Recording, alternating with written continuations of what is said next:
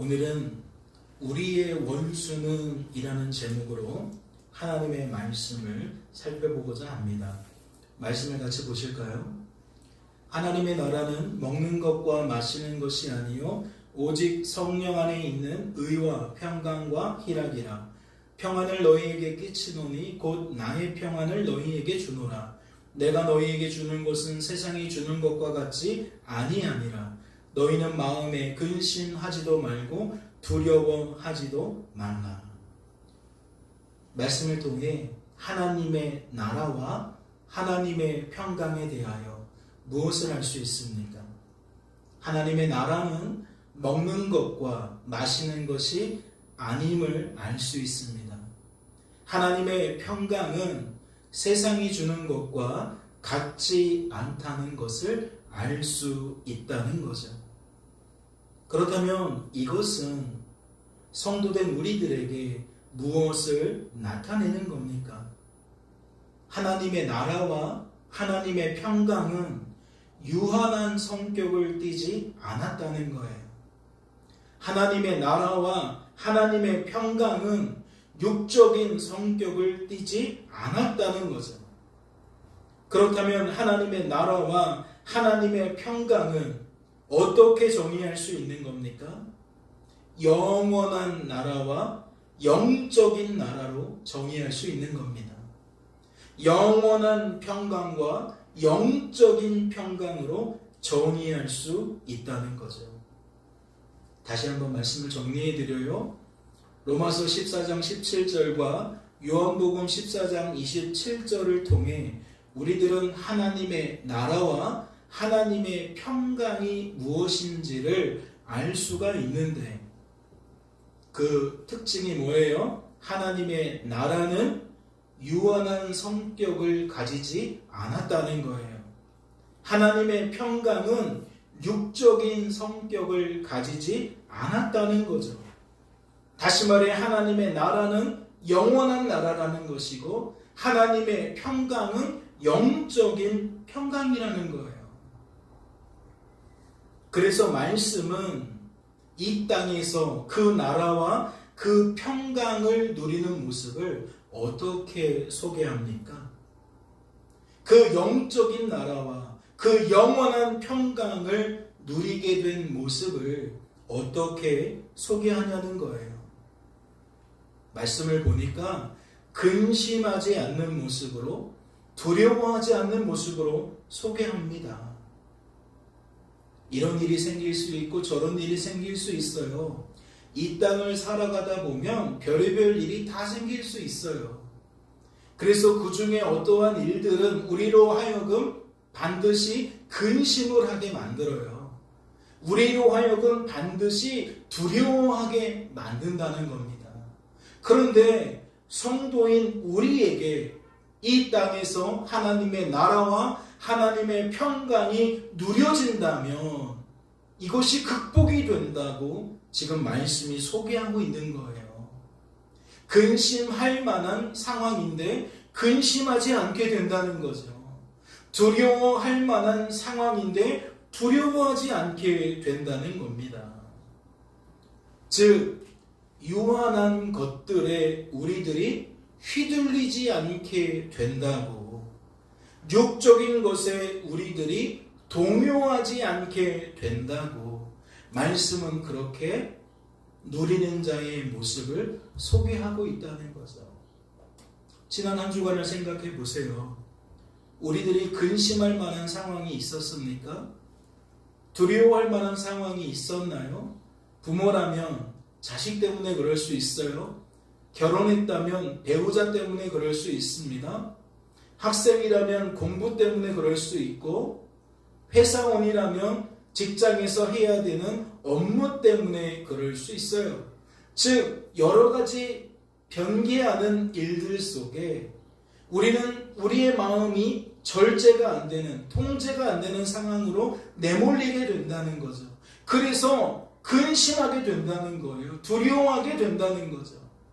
근심하고 싶지 않아도 그 상황 속에서 우리들은 근심할 수밖에 없다는 거예요. 두려워할 수밖에 없다는 거죠. 그런데 지금 말씀은 뭐라고 말하는 거죠? 동일한 상황 속에서, 동일한 조건 속에서 우리가 만약 하나님의 은혜로 하나님의 나라와 평강을 누리게 된다면 우리는 휘둘리지 않는다라는 거예요. 우리들은 동요하지 않는다라는 거예요. 말씀을 보실까요? 이는 우리 하나님의 긍휼로 인함이라. 이로써 돋는 해가 위로부터 우리에게 임하여 어둠과 죽음의 그늘에 앉은 자에게 비치고 우리 발을 평강의 길로 인도하시리로다 하니라. 그렇다면 이러한 구도 속에 이 말씀을 우리들은 어떻게 해석해야 할까요? 이는 성부, 성자, 성령 하나님께서 성부, 성자, 성령 하나님의 구원 계획을 따라 택하신 주의 백성을 영원한 하나님의 나라로, 영적인 하나님의 나라로 끊임없이 인도하시는 것으로 해석해야 합니다. 성부, 성자, 성령 하나님께서 성부, 성자, 성령 하나님의 구원 계획을 따라 어둠과 죽음의 그늘에 앉아있는 주의 백성을 내버려 두시는 게 아니라 영원한 하나님의 평강으로, 영원한 하나님, 영적인 하나님의 평강으로 계속해서 인도하시는 것으로 해석해야 한다는 거죠. 이해가 되셨어요? 우리가 조금 전에 살펴본 하나님의 나라와 하나님의 평강이라는 그 속성, 그 경향, 성향을 확인한 다음에 이 누가복음 1장 78절과 79절을 해석할 때에는 어떻게 해석을 해야 된다? 성삼위일체이신 하나님께서 하나님의 구원 계획을 따라 택하신 주의 백성을 영원한 하나님의 나라로, 영적인 하나님의 나라로 끊임없이 인도하시는 것으로 해석해야 한다는 거예요. 어둠과 죽음의 그늘에 앉아있는 주의 백성을 계속해서 어디로? 영원한 하나님의 평강으로, 영적인 하나님의 평강으로 인도하시는 것으로 해석해야 한다는 거죠. 그렇다면 우리들은 이 말씀을 어떻게도 해석할 수 있는 겁니까? 성부, 성자, 성령 하나님께서 하나님의 그 뜻을 따라 유한한 것에 휘둘릴 수밖에 없는 우리들을 끊임없이 휘둘리지 않도록 만드시는 것으로 해석할 수 있는 겁니다. 돈에 약해요. 물질에 약합니다. 그러니까 우리는 그러한 비슷한 문제가 발생하면 벌써 마음에 막 동요가 일어나요. 마음이 막 휘둘리게 됩니다. 그런데 하나님은 뭐 하신다는 거예요? 그러한 우리들을 거저두시는 것이 아니라 우리 속에 거하시며 그러한 우리들을 붙들어 매시고 어디로 이끌어 가신다? 영원한 나라로, 영적인 나라로 이끌어 가신다는 거예요. 영원한 평강으로, 영적인 평강으로 우리를 이끌어 가신다는 거죠. 그런데 단서를 뭐라고 붙였어요? 끊임없이, 계속해서 라고 단서를 붙였어요. 1년에 한 번 그렇게 해주시는 게 아니라는 거예요. 한 달에 한 번 그렇게 해주시는 게 아니라는 거죠. 우리 속에 거하시며 살아서 역사하시는 하나님은, 졸지도 않고 주무시지도 않는 그 하나님은 날마다 순간마다 우리를 내버려 두지 않으시고 하나님의 뜻을 따라 계속해서 끊임없이 그렇게 하나님의 나라와 하나님의 평강으로 우리의 발을 인도하신다는 거죠. 그렇다면 우리들은 이 대목에서 무엇을 조금 더 고민해 보아야 합니까? 지금 저 79절에 소개된 어둠이 무엇일까에 대하여 더욱 고민해 보아야 하는 줄로 압니다. 저 79절에 소개된 죽음의 그늘이 과연 무엇을 의미하는지 우리들은 더욱 진중하게, 심각하게 고민해 볼 수 있어야 한다는 거죠. 자, 여러분에게 다시 한번 그래서 묻습니다. 여러분은 무엇이 우리를 유한한 것에 휘둘리게 만든다고 생각하십니까? 여러분은 무엇이 우리를 육적인 것에 동요할 수밖에 없도록 만든다고 생각하냐는 거예요. 사랑하는 성도 여러분, 여러분은 지금 돈을 생각하시면 안 됩니다. 여러분은 지금 건강이나 명예나 권세와 같이 내 자신이 자주 휘둘리게 되는 대상을, 내 자신이 쉽게 동요하게 되는 대상을 생각하셔서는 안 된다는 거죠. 즉 갈라디아서 5장 19절부터 21절 말씀에 소개되어진 이러한 것들을 생각하시면 안 된다는 거예요. 왜 그렇죠? 지금 드리고 있는 질문은 어째서 우리들이 이러한 것들에 휘둘리게 되는지를 묻고 있는 거예요. 지금 질문은 어째서 우리들이 이러한 것들에 동요할 수밖에 없는지를 묻고 있다는 거죠. 다시 말해 우리들은 어째서 끊임없이 우상을 숭배하냐는 겁니다. 어째서 우리들은 계속해서 하나님이 더럽게 여기시는 말과 행동을 할 수밖에 없냐는 거죠. 신앙생활을 하면 할수록 우리가 해야 될 일과 하지 않아야 될 일이 구분이 되어지잖아요. 그래서 나는 이렇게 하고 싶어요, 저렇게 하고 싶어요. 우리가 각오를 세웁니다. 다짐을 세워요. 그런데 막상 우리의 삶을 돌아보면 이게 되돌이표거든요. 안 그러고 싶은데 또 반복하고 있고, 안 하고 싶은데 또 하고 있는 내 모습을 발견하게 된다는 거죠. 갈라디아서 5장 19절로 21절에 소개되어져 있는 여러 가지 것들을 압축해서 딱 이렇게 설명할 수 있는 거예요. 우리는 더 이상 우상을 숭배하고 싶지 않다는 거죠. 그런데 삶의 모습을 보면 또다시 우상을 숭배하고 있다는 거예요. 어느 순간 하나님보다 돈을 더 중히 여기고 있고, 어느 순간 건강을 하나님보다 더 중히 여기고 있고, 어느 순간 그렇게 우리는 우리의 약점을 드러내고 노출하고 살아간다는 거죠. 그것이 대표적으로 무엇으로 나타나요? 더러운 말과 더러운 행동으로 나타나죠. 우리가 약한 부분에 마주하게 되면 우리의 말이 달라져요. 우리의 언어 습관이 달라진다고요. 즉 그 말을 표현하는 방식이 달라진다고요. 다른 부분에서는 여유로워요. 너그럽습니다. 그런데 그 분야가 되어지면, 그 약점에 대한 주제가 되어지면 굉장히 과격해져요. 굉장히 짜증을 냅니다. 다시 여쭈어볼게요. 왜 그럴까요?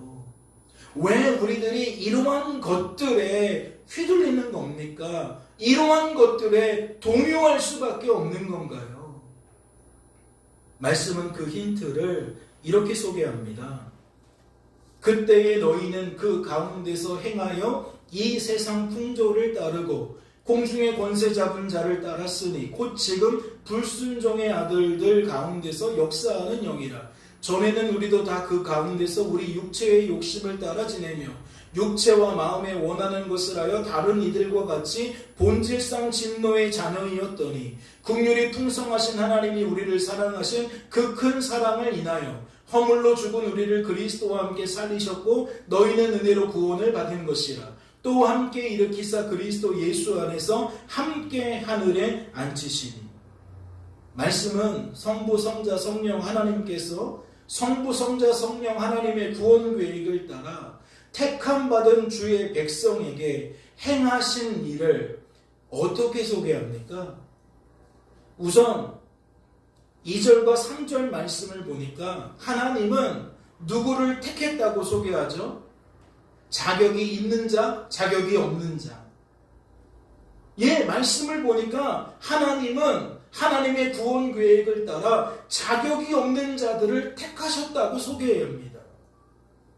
즉 하나님은 본질상 진노의 자녀였던 사람들을 주의 백성으로, 하나님의 거룩한 백성으로 택하셨다고 소개한다는 거죠. 날마다 우상 숭배를 반복할 수밖에 없는 사람들을, 날마다 하나님 보시기에 더럽게 여겨지는 말과 태도를 반복할 수밖에 없는 사람들을, 그럼에도 불구하고 하나님은 하나님의 구원 계획을 따라 주의 백성으로, 거룩한 백성으로 택하셨다고 2절과 3절을 보니 소개한다는 겁니다. 그리고 4절과 5절을 보니까 택함 받은 주의 백성을 하나님의 자녀로 세우시기 위해, 즉 주의 백성으로, 거룩한 백성으로 세우시기 위해 하나님은 그들을 예수님과 함께 살리셨다고 소개합니다. 이는 예수님께서 택함받은 주의 백성을 그들의 죄에서 구원하시기 위해 십자가에서 대속의 죽음을 당하신 것과 장사한 지 3일 만에 죽은 자 가운데서 다시 살아나서 부활의 첫 열매가 되신 것을 나타내는 거죠. 즉 하나님은 택함받은 주의 백성이 성령님을 통해 우리 구주 예수 그리스도의 죽으심과 부활하심에 동참하게 만드셨다는 거예요. 우리들은 여전히 우상숭배자입니다. 우리들은 여전히 더러운 말과 더러운 행동을 하며 살아요. 그런데 하나님은 어떠한 일들을 행하셨느냐? 예수님이 그러한 우리들의 죄를 대신하여 십자가에서 대속의 죽음을 당하게 하셨다는 거예요. 그리고 장사한 지 3일 만에 죽은 자 가운데서 살아나셔서 부활의 첫 열매가 되게 하셨다는 거죠. 그리고 하나님은 성령님을 통해 우리에게 믿음을 주셔서 그 사실이 깨달아지게 만드시고 그 사실이 믿어지게 만드셨다는 거예요. 아, 예수님이 나 때문에 죽으신 거구나. 아, 예수님이 나를 위해 부활하신 거구나. 나는 예수님 때문에 죄 문제를 해결받을 수 있겠다. 아, 나는 예수님 때문에 반드시 하나님의 나라와 하나님의 평강을 누릴 수 있겠다. 이러한 생각과 감정과 의지를 하나님께서 우리에게 넣어주셨다는 거예요. 그래서 우리가 세례를 받기 전에 예수를 나의 주 나의 하나님으로 영접하잖아요. 그 영접하는 과정이 공의되어진 것이 아니라 이렇듯 성삼위일체이신 하나님께서 하나님의 구원 계획을 따라 우리에게 믿음 주시고 은혜 주셔서 그러한 일들이 벌어지게끔 만드셨다는 거예요. 그리고 6절 말씀을 통해 하나님은 택함받은 주의 백성을 함께 하늘에 앉히셨다고 소개합니다. 하늘에 앉혔다는 게 뭐예요? 그 하늘이 무슨 하늘입니까? 하나님의 나라고 하나님의 평강이죠. 앉히셨다는 말은 바꾸어 말하면 누리게 하셨다는 거예요. 누구에게? 자격 없지만 하나님께서 친히 자격을 만드신 그 주의 백성이 누리게 만드셨다는 거죠. 그렇다면 에베소서 2장 말씀은 어떻게 구분할 수 있는 겁니까? 우선 어둠과 죽음의 그늘에 앉은 자를 설명하는 것은 2절과 3절 말씀인 것으로 우리는 볼 수 있고, 또 하나님께서 그런 우리에게 돋는 해를 비추사 우리 발을 평강의 길로 인도하신 것은 4절부터 6절 말씀에 소개된 것으로 여길 수 있는 겁니다. 그렇다면 우리는 에베소서 2장 2절부터 6절 말씀 중에 무엇에 더 관심을 가져야 되죠? 무엇에 더 집중해야 합니까? 당연히 2절과 3절 말씀에 더욱 주목을 해야 되죠. 왜요? 2절과 3절 말씀에 소개된 어둠이 무엇인지를 풀어서 설명해 주고 있잖아요. 말씀에 소개된 죽음의 그늘이 무엇을 나타내는지 우리가 알아들을 수 있도록 조금 더 세밀하게 풀어주고 있기 때문이라는 거예요. 그렇기 때문에 저는 여러분에게 묻지 않을 수 없습니다. 여러분, 2절과 3절 말씀을 보니까 어둠이 무엇인 것 같으십니까? 죽음의 그늘이 무엇인 것 같으세요? 어둠은 이렇게 정의할 수 있을 것 같습니다. 이 세상 풍조를 따라가는 우리들의 죄된 본성이다. 우리가 어둠이라고 말하는데 이 어둠은 어떻게 정의할 수 있다? 이 세상 풍조를 따라가는 우리들의 죄된 본성이라는 거예요. 우리 주변 사람들이 주식을 해서 아파트를 사서 1년 사이, 2년 사이, 3년 사이에 몇 배가 올랐다, 몇 배가 올랐다, 자산이 얼마에서 얼마로 되었다. 그러니까 나도 주식해야겠다. 나도 주식해서 돈 많이 벌어야겠다. 저 사람처럼 부자가 되어야 되겠다. 이게 세상의 풍조라면 죄된 본성은 그 풍조에 성도된 우리들이 따라가게 만든다는 거예요. 요즘 대세는 유튜브야. 공영방송에서 말하는 건 다 거짓말이야. 요즘 사람들이 누가 뉴스를 공영방송으로 봐. 다 유튜브로 보는 거지.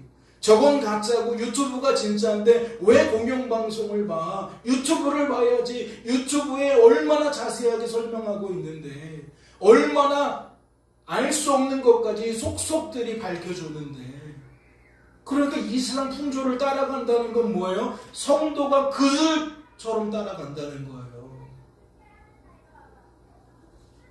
이 사상에서 어떠한 흐름이 있어요. 음식이 유행을 하고, 옷들이 유행을 하고, 어떠한 음악이 유행을 하고, 영화가 유행을 하고, 그러면 죄된 본성은 그러한 것들을 마구잡이로 따라가게 만든다는 거예요. 즉, 어둠은 육체의 욕심을 끊임없이 추구하는 우리들의 죄된 성향과 죄된 경향이 있다는 거죠. 돈 거리면 나도 돈 거려야 되고, 남자친구 여자친구 하면 나도 남자친구 여자친구 해야 되고, 건강 거리면 나도 건강 거려야 되고, 지금 이러한 얘기를 하는 까닭은 하나님보다 그것이 하나님의 자리에 올라간다는 거예요. 하나님보다 우리들이 그것을 더 추앙하고 사랑하고 따라간다는 거죠. 다시 말씀을 드려요. 어둠은 무엇이다? 이 세상 풍조를 따라가는 우리들의 죄된 본성이다. 어둠은 무엇이다? 육체의 욕심을 끊임없이 추구하게 되는 우리들의 죄된 성향과 경향이다. 그런데 말씀을 보면 그것만은 아니에요. 어둠을 또 어떻게 소개합니까? 공중의 권세 잡은 자들로 소개합니다. 다시 말해 어둠이라는 것은 우리의 내면을 살필 때에 죄된 본성, 죄된 성향과 죄된 경향이라고 할 수 있는데, 우리의 내적인 면 바깥에서는 무엇을 어둠으로 말할 수 있느냐? 이 세상의 공중 권세 잡은 자들이라는 거예요. 즉 끊임없이 우리들의 죄된 본성을 자극하는, 우리들의 죄된 성향과 죄된 경향을 자극하는, 그래서 우리들로 하여금 반드시 죄를 짓게 만드는 사단과 그를 따르는 악한 영들이 바로 어둠이라는 거죠. 여러분, 성도는요, 돈돈돈거리며 살고 싶지 않아요. 건강거리며 살고 싶지 않습니다. 남들이 한다고 해서 다 쫓아가고 싶지 않아요. 남들과 구별된, 이 세상과 구별된 사상과 문화와 상식을 가지고 살아갈 것을 말씀이 요구하기 때문에 기본적으로 성도는 이 세상과 내가 구별되기를 바란다는 거예요. 그런데 무엇이 자꾸만 발목을 잡는다는 거죠?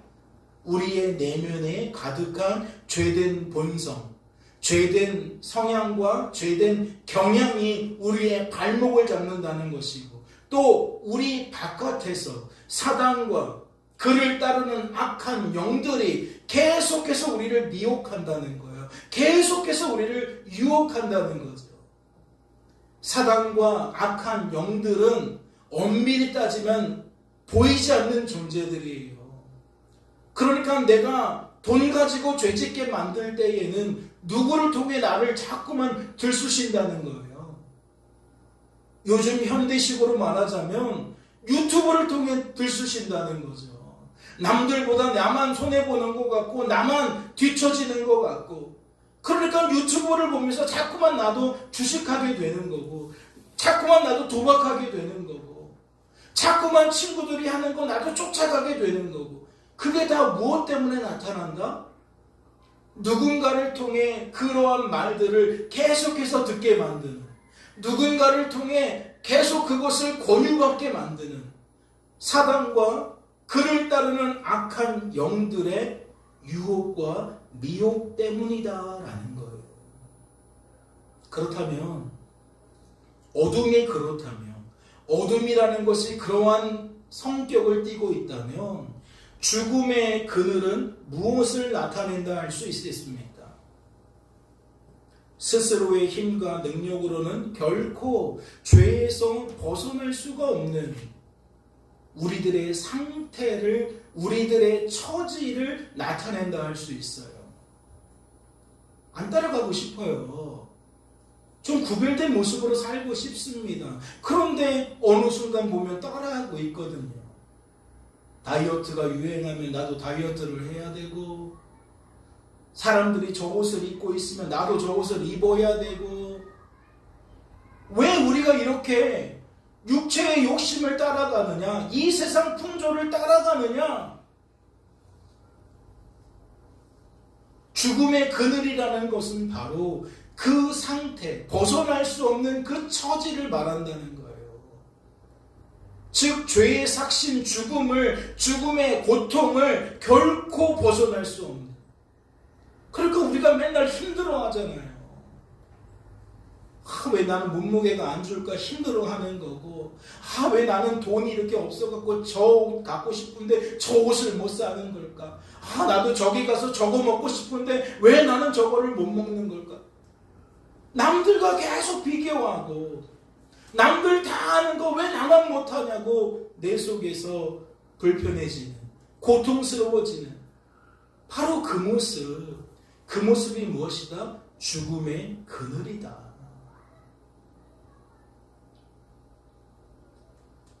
말씀을 보세요. 우리 원수에게서와 우리를 미워하는 모든 자의 손에서 구원하시는 일이라 우리가 원수의 손에서 건지심을 받고, 그렇다면 우리들은 일상을 살아가며 무엇을 우리의 원수로 여겨야 합니까? 그렇다면 우리들은 일상을 살아가며 무엇을 원수의 손으로 여겨야 하냐는 겁니다.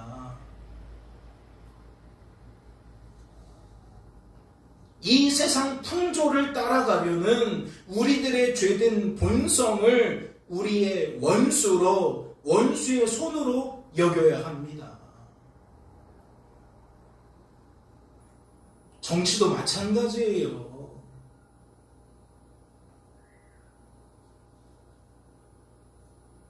왜 왼쪽 아니면 오른쪽입니까? 왜 공산주의 아니면 민주주의입니까? 왜 국민의힘이 아니면 민주당이어야 합니까? 그게 하나님입니까? 그게 하나님의 말씀입니까? 도무지 이해할 수 없는 행태인데 이 세상이 그렇게 끌고 가고 있으니까 끄는 대로 성도들이 무분별하게 끌려다닌다는 거예요. 그래서 사람을 악마화시켜요. 어떠한 정치 이념을 악마화시킵니다.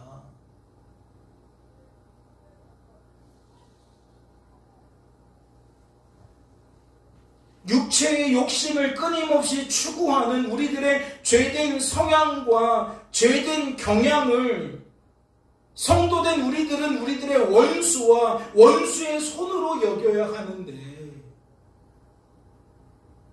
말씀하고는 전혀 상관없는 삶을 우리가 말씀이라고 생각하며 살아간다는 거예요.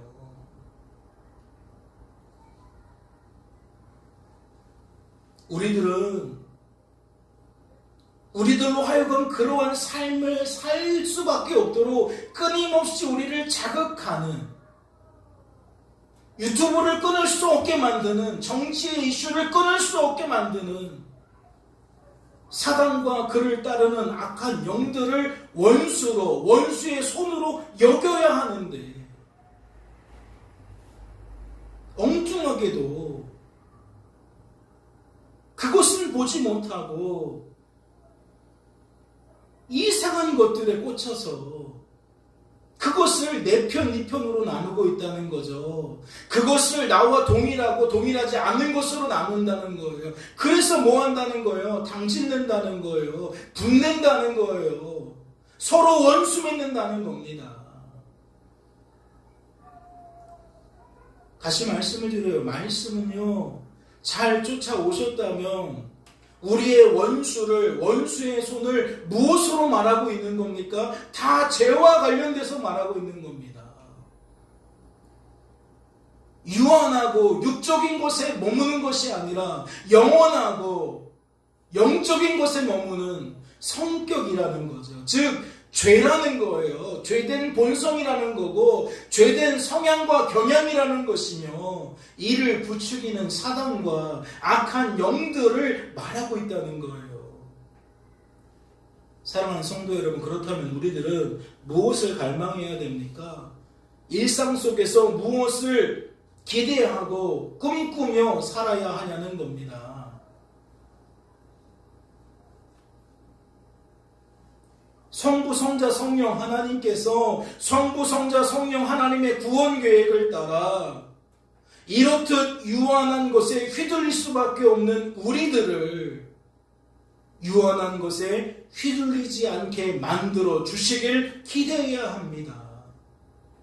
성부, 성자, 성령 하나님께서 성부, 성자, 성령 하나님의 구원 계획을 따라 육적인 것에 동요할 수밖에 없는 우리들을 육적인 것에 동요하지 않게 만들어 주실 것을 꿈꿔야 한다는 거죠. 예전에는 술 중독, 그 알코올 중독이라고 부르죠. 또는 도박 중독, 또는 마약 중독, 뭐 이런 거를 대표적으로 이야기를 했어요. 그런데 요즘 시대에는 제가 볼 때에는 정치 중독이에요.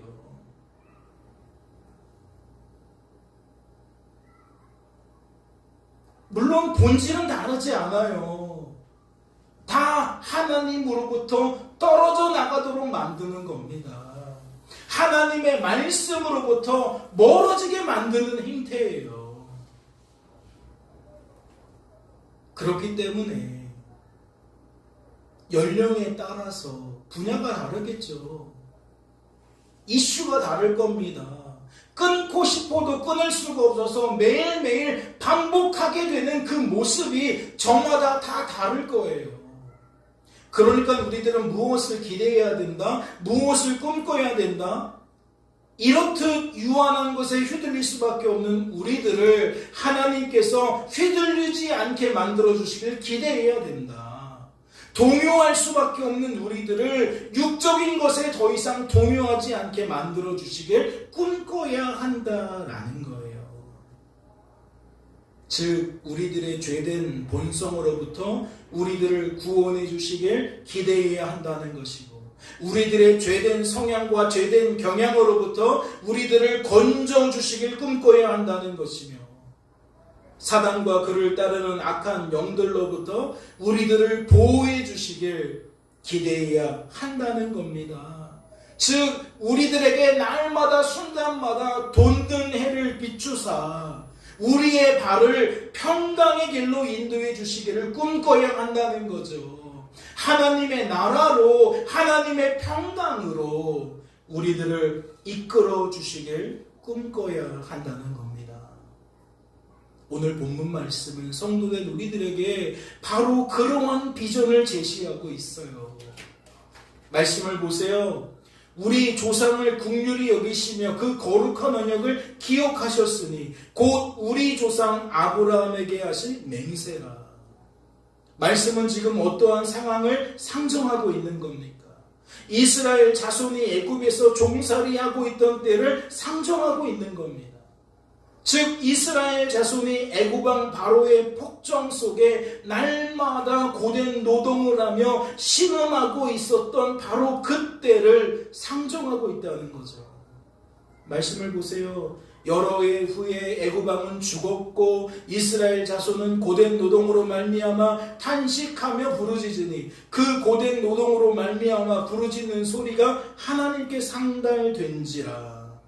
하나님이 그들의 소통 소리를 들으시고 하나님이 아브라함과 이삭과 야곱에게 세운 그의 언약을 기억하사 하나님이 이스라엘 자손을 돌보셨고 하나님이 그들을 기억하셨더라. 말씀을 통해 무엇을 알 수 있나요?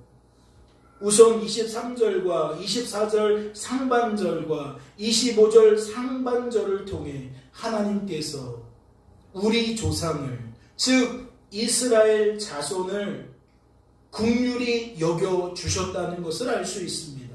그리고 24절 하반절과 25절 하반절 말씀을 통해 하나님께서 아브라함과 맺은 언약을 기억하셨다는 것을 알 수 있어요. 하나님께서 아브라함에게 하신 맹세를 따라 아브라함 자손이 고통받고 있는 것을 기억하셨음을 알 수 있다는 거죠. 그렇다면 묻지 않을 수 없습니다. 하나님께서 아브라함과 맺은 언약이 무엇입니까? 하나님께서 아브라함에게 하신 맹세가 무엇이냐는 거예요. 이는 창세기 15장에 기록되어져 있는 내용입니다. 제가 빠르게 봉독해 드리도록 하겠습니다. 여호와의 말씀이 그에게 임하여 이르시되 그 사람이 내 상속자가 아니라 내 몸에서 날 자가 내 상속자가 되리라 하시고 그를 이끌고 밖으로 나가 이르시되 하늘을 우러러 무뼈를 셀 수 있나 보라. 또 그에게 이르시되 내 자손이 이와 같으리라. 아브라함이 여호와를 믿으니 여호와께서 이를 그의 의로 여기시고 또 그에게 이르시되 나는 이 땅을 내게 주어 그 소유를 삼게 하려고 너를 갈대아인의 우리에서 이끌어낸 여호와니라. 그가 이르시되 주 여호와여 내가 이 땅을 소유로 받을 것을 무엇으로 알리이까? 여호와께서 그에게 이르시되 나를 위하여 3년 된 암소와 3년 된 암염소와 3년 된 순양과 산비둘기와 집비둘기 새끼를 가져올지니라. 아브라함이 그 모든 것을 가져다가 그 중간을 쪼개고 그 쪼갠 것을 마주 대하여 놓고 그 새는 쪼개지 아니하였으며 솔개가 그 사체 위에 내릴 때에는 아브라함이 쫓았더라. 해질 때에 아브라함에게 깊은 잠이 임하고 큰 흑암과 두려움이 그에게 임하였더니 여호와께서 아브라함에게 이르시되 너는 반드시 알라. 내 자손이 이방에서 객이 되어 그들을 섬기겠고 그들은 400년 동안 내 자손을 괴롭히리니 그들이 섬기는 나라를 내가 징벌할지며 그 후에 내 자손이 큰 재물을 이끌고 나오리라. 너는 장수하다가 평안히 조상에게로 돌아가 장사될 것이요 내 자손은 4대 만에 이 땅으로 돌아오리니 이는 아무리 족속의 죄악이 아직 가득 차지 아니함이라 하시더니 해가 져서 어두울 때에 연기나는 화로가 모이며 타는 횃불이 쪼갠 고기 사이로 지나더라. 그날에 여호와께서 아브라함과 더불어 언약을 세워 이르시되 내가 이 땅을 애굽 강에서부터 그 큰 강 유브라데까지 내 자손에게 주노니 곧 겐 족속과 그니스 족속과 간문 족속과 헷 족속과 브리스 족속과 르바 족속과 아모리 족속과 가나안 족속과 기르가스 족속과 여부스 족속의 땅이니라 하셨더라. 말씀을 통해 무엇을 알 수 있죠? 우선 5절과 18절 말씀을 통해 하나님께서 아브라함과 맺은 언약은 자손과 땅에 관한 내용임을 알 수 있습니다. 즉 하나님은 아브라함의 자손이 장차 거대한 민족을 이루게 될 거라고, 그 민족이 이 가나안 땅을 차지하게 될 거라고 아브라함에게 약속해 주셨다는 것을 알 수 있다는 거죠. 그리고 13절과 14절 말씀을 통해 하나님께서 아브라함에게 하신 맹세는 그 큰 민족을 이룬 아브라함의 자손에 대한 내용임을 알 수 있습니다. 즉 큰 민족을 이룬 아브라함의 자손들이 이방에서 객이 되어 고된 노예의 삶을 살다가 400년이라는 시간이 지나면 하나님께서 그 나라를 징벌하시고 아브라함의 자손을 구원하사 그들이 큰 재물을 가지고 그 나라에서 나오게 된다는 내용임을 알 수 있다는 거예요. 그리고 17절 말씀을 통해 하나님은 반드시 이 언약을, 이 맹셋을 지킬 거라는 결의를 나타내셨다는 것을 알 수 있습니다. 즉 하나님께서 준비된 재물 사이로 타는 횃불이 지나가는 모습을 연출하시면서 내가 만약 이 언약을 지키지 않으면, 이 맹세를 지키지 않으면 저 재물처럼 나는 불타 죽게 될 것이다. 다시 말해 나는 목숨 걸고 이 약속 지킬 거다. 이 맹세 지킬 거다. 그러한 결의를 나타낸다는 거예요. 그래서 우리들은 출애굽기 1장 7절과 12절 말씀을 어떻게 해석합니까? 이스라엘 자손은 생육하고 불어나 번성하고 매우 강하여 온 땅에 가득하게 되었더라. 그러나 학대를 받을수록 더욱 번성하여 퍼져나가니. 아브라함의 자손이 지금 큰 민족, 거대한 민족을 이루었다라는 내용이에요. 우리들은 그래서 이 말씀을 어떻게 해석한다고요?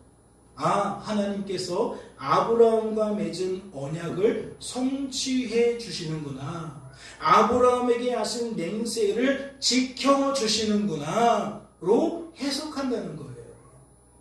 이는 무엇도 마찬가지입니까? 출애굽기 1장 10절과 11절 말씀에 나타나 있는 것처럼 큰 민족을 이룬 아브라함의 자손이 애굽의 노예가 된 것도 마찬가지로 해석합니다. 거대한 민족을 이룬 것도 바로 그 언약과 맹세에 따른 것이고, 거대한 민족을 이룬 이스라엘 자손이 애굽에서 종살이하게 된 것도, 고된 노예의 삶을 살게 된 것도 우리들은 그 맹세와 언약이 이루어진 것으로 여긴다는 거죠. 또한 무엇도 마찬가지입니까? 출애굽기 7장 20절과 9장 24절과 같이 애굽에 내린 10가지 재앙을 소개하는 모든 내용들이 그와 같은 성격을 갖고 있음을 우리는 이해합니다. 그러니까 그냥 재앙을 내린 게 아니죠.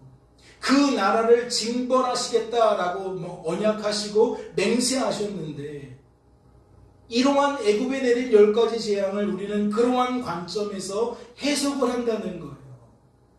또한 무엇도 마찬가지입니까? 출애굽기 12장 35절과 36절 말씀에 소개된 것도 마찬가지입니다. 즉 아브라함의 자손이 애굽에서 나올 때에 큰 재물을 가지고 나오는 것도 동일한 관점으로 해석한다는 거죠. 즉 하나님께서 아브라함과 맺은 언약과 맹세를 지키신 것으로 우리는 해석을 한다는 겁니다. 말씀을 다시 보세요. 오늘 본문 말씀인 72절과 73절은 이제 출애굽 사건을 연상하게 만든다는 것을 확인했습니다. 즉 성부, 성자, 성령 하나님께서 성부, 성자, 성령 하나님의 구원 계획을 따라 애굽에서 종살이하던 아브라함의 자손을 친히 구원해 주신 사건을 연상하게 만든다는 것을 확인했다는 거죠. 그렇다면 저는 여러분에게 묻지 않을 수 없어요. 말씀은 이 출애굽 사건을 통해 우리의 원수를 누구로 드러내는 겁니까?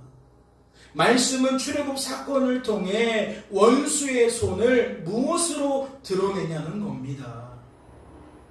그동안 우리에게 익숙한 내용은 우리의 원수가 애고방 바로가 아니겠느냐라는 거예요. 출애굽 사건 속에서 이스라엘의 원수는 애고방 바로다라는 것이 정설이라는 거죠. 우리에게 보다 친숙한 개념은 원수의 손이 바로 애고방의 폭정을 의미한다라는 거예요. 그러니까 이러한 관점에 여전히 우리가 매여 있다면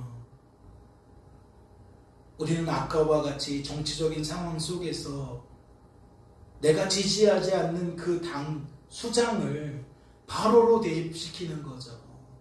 그의 정책과 그의 모든 정치 행위들을 바로왕의 폭정으로 여기는 겁니다. 그러니까 그러한 이해를 가지고 있는 성도는 어둠과 죽음의 그늘에서 우리를 평강의 길로 인도한다는 것을 어떻게 적용해요? 우리 원수와 그 원수의 손에서 우리를 구원하시기를 바라는 것을 어떻게 이해합니까? 저 대통령을 끌어내리는 것으로, 저 정책이 폐기되는 것으로 그렇게 적용을 하는 겁니다. 하지만 우리들은 오늘 말씀을 하나님의 은혜로 잘 쫓아오셨다면 오늘 살핀 말씀의 내용이 하나님의 그 기쁘신 뜻 안에서 되어진 바른 해석으로 여겨지신다면 더 이상 그리 여길 수 없어야 합니다. 더 이상 그렇게 세상을 이해하고 세상을 해석해서는 안 된다는 거예요. 즉 이제 우리들은 우리의 원수를 우리들의 죄된 본성으로 여기게 되었으니까 그리 보아서는 안 된다는 거죠. 우리들의 죄된 성향과 죄된 경향으로 여기게 되었으니 그리 말하고 그리 기도하고 그러한 말들을 쏟아내서는 안 된다는 거예요. 다시 말해 사단과 그를 따르는 악한 영들로 우리들은 우리들의 원수를 여기게 되었으니 하나님께 기도할 때에 우리는 기도의 제목이 내용이 달라져야 한다는 거죠. 그렇다면 생각해보지 않을 수 없습니다. 이러한 개념이 출애굽 사건 속에 없었던 개념일까요? 이를 알기 위해 출애굽 과정 중에 나타난 10번째 재앙을 잠시 생각해 보겠습니다. 내가 그 밤에 애굽 땅에 두루 다니며 사람이나 짐승을 막론하고 애굽 땅에 있는 모든 처음 난 것을 다 치고 애굽의 모든 신을 내가 심판하리라. 나는 여호와라. 말씀을 통해 무엇을 알 수 있죠? 10번째 재앙은 다른 재앙들처럼 애굽의 죄악을 징벌하신 사건임을 알 수 있습니다. 즉 하나님께서 애굽 땅에 그들의 죄값을 물으신 사건임을 알 수 있다는 거예요. 즉 죄에 대한 하나님의 심판의 결과인 재앙을 내리신 것을 알 수 있다는 거죠. 그 대상에 무엇이 포함되어 있습니까? 애굽의 모든 신들이 포함되어 있습니다. 그렇다면 이것은 무엇을 나타내는 겁니까? 사람들의 죄된 본성을 끊임없이 자극해서 사람들로 하여금 기필코 죄를 범하게 만드는 사람들의 죄된 성향과 죄된 경향을 끊임없이 끊임없이 자극하여 사람들로 하여금 기필코 죄를 범하게 만드는 사단과 그를 따르는 악한 영들이 포함되어 있다는 거예요.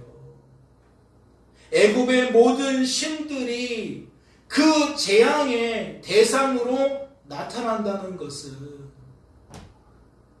사단과 그를 따르는 악한 영들에 대한 심판의 성격을 갖고 있다라고 보아야 한다는 거죠. 그렇다면 애굽의 모든 신들을 심판하실 때에 무엇도 함께 심판하신 것으로 여길 수 있는 겁니까? 사람들로 하여금 우상 숭배를 하게 만든 사람들의 죄된 본성도 심판한 것으로 여길 수 있는 겁니다. 우상 숭배를 하게 만드는 사람들의 죄된 성향과 경향을 함께 심판한 것으로 여길 수 있다는 거죠. 무슨 말을 하고 싶은 거예요? 하나님은 출애굽 사건 속에서 10가지 재앙을 내리시면서 우리의 원수를 무엇으로 여기셨다? 원수의 손을 무엇으로 여기셨다? 우리들의 죄된 본성으로 여기셨다. 우리들의 죄된 성향과 경향으로 여기셨다. 그리고 그것들을 끊임없이 자극하여 결국 죄를 범하게 만드는 사단과 그를 따르는 악한 영들로 여기셨다라는 거죠. 이어지는 말씀도 보세요. 너희 각자가 어린 양을 잡을지니 각 가족대로 그 식구를 위하여 어린 양을 취하되 그 피를 양을 먹을 집 좌우 문설주와 임방에 바르고 내가 애굽 땅을 칠 때에 그 피가 너희가 사는 집에 있어서 너희를 위하여 표적이 될지라. 내가 피를 볼 때에 너희를 넘어가리니 재앙이 너희에게 내려 멸하지 아니하리라. 말씀을 통해 무엇을 알 수 있죠? 가장 먼저 알 수 있는 것은 아브라함의 자손도 10번째 재앙의 대상자라는 것을 알 수 있습니다. 이는 무엇을 나타내는 거죠? 아브라함의 자손도 죄와 무관하지 않았다는 거예요. 우상 숭배와 무관하지 않았다는 거죠. 애굽 사람들만 죄된 본성을 갖고 있었다는 게 아니라는 거예요. 애굽 사람들만 죄된 성향과 경향을 갖고 있었던 게 아니라는 거죠. 애굽 사람들만 사단과 그를 따르는 악한 영들에게 휘둘린 게 아니라는 겁니다. 이스라엘 자손도 아브라함의 자손도 택함받은 주의 백성도 동일했다라는 거죠. 그래서 그들은 무엇을 요구받았습니까? 하나님께 무엇을 명령받았습니까? 너희가 10번째 재앙을 피하기 위해서는 반드시 너희들을 위하여 대속의 죽음을 당할 어린 양을 취해야 한다고. 그리고 그 양의 피를 집 좌우 문설주와 임방에 발라야 한다고. 그렇게 명령을 받았어요. 왜요? 하나님께서 10번째 재앙을 내리실 때에 그 피를 보고 그 집에는 재앙을 내리지 않으실 것이기 때문입니다. 택함받은 주의 백성이 달라서 재앙을 모면한 게 아니에요. 출애굽 사건 자체가 택함받은 주의 백성을 세상 사람들과 한 통속으로 소개하고 있습니다. 그렇다면 이를 통해 알 수 있는 것이 무엇입니까? 택함받은 주의 백성의 죄된 본성 때문에 어린 양이 대신 죽었다는 거예요. 택함받은 주의 백성의 죄된 성향과 죄된 경향 때문에 어린 양이 대신 죽었다는 거죠. 그렇다면 그들의 원수 누군 겁니까? 그들은 무엇으로부터 건짐을 받게 된 거냐고요. 그들의 죄된 본성인 겁니다. 그들도 그들의 죄된 성향과 죄된 경향으로부터 건짐을 받았다는 거예요. 애당초 출애굽 사건이 다른 사건이 아니었다는 거죠. 그들이 우리의 원수의 손에서 건짐을 받았다는 것은 이렇듯 죄된 본성과 죄된 성향과 경향으로부터 건짐을 받았다는 의미가 된다고요. 그리고 더불어 무엇으로부터도 건짐을 받은 겁니까? 사단과 그를 따르는 악한 영들의 끊임없는 유혹과 미혹으로부터도 우리는 건짐을 받은 것으로 여길 수 있는 겁니다. 우리가 예수를 믿는다는 것, 예수가 우리들을 위하여 십자가에서 대속의 죽음을 당하셨다는 것, 장사한 지 3일 만에 다시 살아나셔서 부활의 첫 열매가 되셨다는 것, 우리가 지금 그것을 믿게 되었다는 것은 우리의 표적을 정확하게 해야 합니다. 우리가 무엇으로부터 건짐을 받은 것인지 정확하게 해야 돼요. 이 세상 풍조를 따라가는데 육신의 욕심을, 육체의 정욕을 끊임없이 추구하게 되는데 우리가 바로 그것으로부터 건짐을 받았다고요. 구원을 받았다고요. 이를 조장하는 사단과 악한 영들로부터 우리가 구원을 받았다는 겁니다. 그렇다면 말씀은 그 결과를 어떻게 소개합니까? 우리가 이러한 우리의 원수와 원수의 손에서 건짐을 받게 된 결과를 무엇으로 소개하냐고요? 우리가 원수의 손에서 건지심을 받고 종신토록 주의 앞에서 성결과 의로 두려움 없이 섬기게 하리라 하셨도다. 성결과 의는 새로운 단어처럼 여겨지시겠지만 적어도 무엇은 동일합니까? 두려움이 없다라는 것은 동일하잖아요. 이 두려움이 없다는 게 무엇과 겹치는 거예요? 우리가 조금 전에 살펴본 하나님의 평강, 하나님의 나라가 유한한 것에 휘둘리지 않게 한다. 육적인 것에 동요하지 않게 한다. 그러한 작용이 있다. 그러한 영향이 있다. 라고 설명을 드렸어요. 하나님의 평강을 누리게 되면, 하나님의 나라를 누리게 되면 우리들은 어떠한 상태가 된다?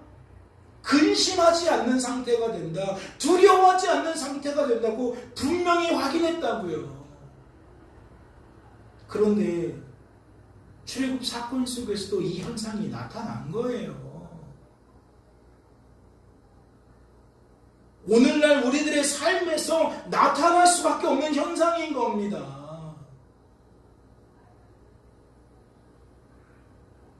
마약 중독, 게임 중독, 섹스 중독, 정치 중독.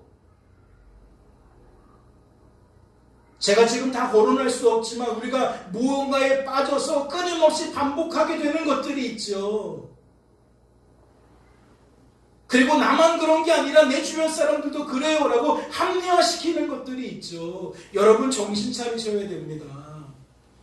오늘 말씀은 바로 그러한 것들로부터의 구원이라는 것을 나타내요. 그러한 죄된 본성과 죄된 성향과 경향으로부터의 사단과 그를 따르는 악한 영들의 꾀임으로부터의 건짐이라고 소개한다고요. 즉 유한한 것에 휘둘리지 않는 모습이 있어야 합니다. 육적인 것에 휘둘리지 않는, 동요하지 않는 모습이 있어야 돼요. 즉 영원한 하나님의 나라를, 영적인 하나님의 나라를 누리는 모습이 있어야 한다는 것이고, 영원한 하나님의 평강과 영적인 하나님의 평강을 누리는 모습이 있어야 한다는 거죠. 그게 바로 죄사함으로 말미암아 얻게 되는, 누리게 되는 구원의 결과라는 겁니다. 평강의 길에 우리가 서 있는 증거라는 거예요.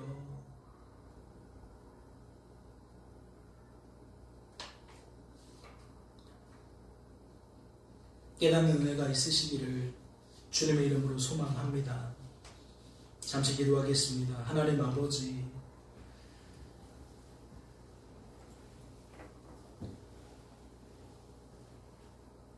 오늘 어려운 말씀을 전했습니다. 사람이 받기에는 버거운 말씀을 전했습니다. 아니, 언제나 그렇습니다. 복음은 우리가 우리의 힘으로 받아들일 수 없는 내용입니다. 이 세상의 사상과 문화와 상식 속에서 벗어난 개념이기에, 전혀 다른 내용이기에 우리는 이 세상을 추구하는 자들로서 도저히 수용할 수 없는 내용이 복음입니다. 그러나 주님이 믿음을 주시면 우리는 수용하게 됩니다. 주님이 은혜를 베풀어 주시면 우리는 받아들이게 됩니다. 하나님, 이제 우리 속에 구원의 열매가 있게 하옵소서. 건짐받은 열매가 있게 하여 주옵소서. 무언가 멈추게 되었다면, 무언가 변화되게 되었다면 그것이 하나님 때문인 것을 확신하게 하시고 우리의 입술을 열어 하나님 때문이라고, 하나님 덕분이라고, 성삼위일체이신 하나님께서 하나님의 구원 계획을 이루신 결과라고, 나는 그 하나님 안에 있기에 안심이라고, 나는 오늘도 그래서 하나님 때문에 평강이라고, 그렇게 세상을 향하여 외칠 수 있는 자들이 될 수 있도록 도와주시옵소서. 거듭해서 구하노니 우리는 결코 스스로의 힘과 능력으로 이 세상 풍조를 거스를 수가 없습니다. 육체의 욕심을, 정욕을 따라갈 수밖에 없습니다. 오직 하나님만이 이러한 우리의 죄된 본성을, 죄된 성향과 경향을 눌러주실 수 있습니다. 사단과 그를 따르는 악한 영들의 괴계로부터 우리를 보호하실 수 있습니다. 새롭게 주어진 이 한 주간의 삶 속에서는 우리의 원수가 누구인지를 명확히 알았사오니 이제 경각심을 가지고, 경계심을 가지고 나의 말과 태도를 끊임없이 점검케 하시고 나의 내면이 무엇으로 채워지는지를 끊임없이 확인하며 하나님께 때를 따라 돕는 은혜를 날마다 순간마다 구하며, 그렇게 하나님 때문에, 하나님 덕분에 건짐을 받게 되는, 구원을 받게 되는 우리 모든 주의 권속들 되어질 수 있도록 도와주시옵소서. 이 모든 말씀 우리를 죄에서 구원하신 예수님의 이름으로 기도하옵나이다. 아멘.